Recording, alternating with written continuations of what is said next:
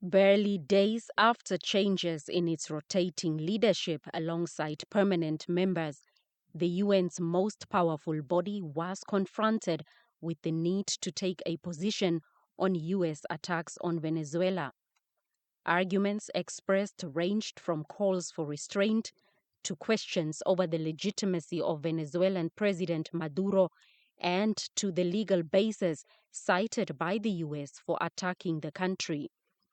However, what was clear was the need to uphold the principles of the UN Charter, including respect for sovereignty and territorial integrity, and the requirement that international disputes be resolved through peaceful means.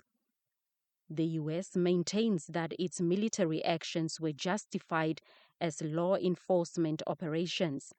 Others, including Russia and China, said they were appalled by Washington's failure to even attempt to conceal what they described as its imperialist agenda.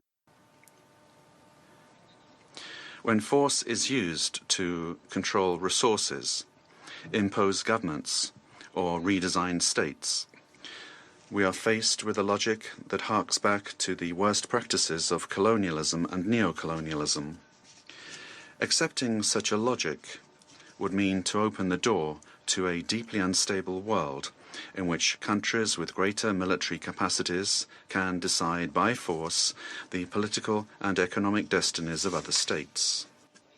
The assault against the leader of Venezuela, compounded by the deaths of dozens of Venezuelan and Cuban citizens, in the eyes of many, has become a harbinger of a turn back to the era of lawlessness and U.S. domination by force, chaos, and lawlessness, which continues to afflict dozens of states in various regions of the world.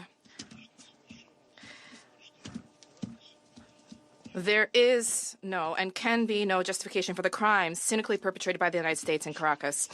No country can act as the world's police, nor can any state presume to be the international judge.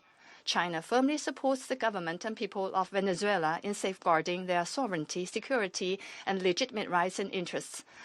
The unilateral military strikes carried out by the United States of America against Venezuela and the abduction of President Nicolás Maduro and his spouse from Venezuelan territory for transfer to the United States wantonly violates the sovereignty and territorial integrity and independence of Venezuela.